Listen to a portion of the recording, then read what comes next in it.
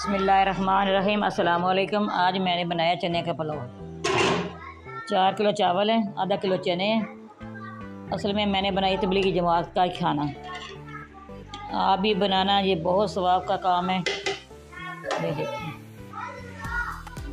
इतनी अच्छी इसकी खुशबू आ रही है, इतने ये मज़े के बने हैं। ये देखिए एक एक दाना चावलों का, ये बहुत सवाब का काम है जमात की रोटी पकाना।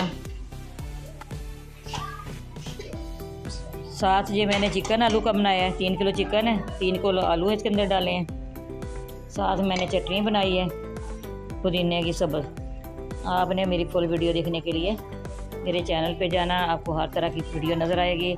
साथ मैं ये कहना चाहूँगी भी आप ज़रूर खाना बनाना। जमात का बहुत बरकत होती है और बहुत सवाब का काम है। अल्लाह ताला सारी मुश्किल आसान करता है जो अल्लाह की राह में पका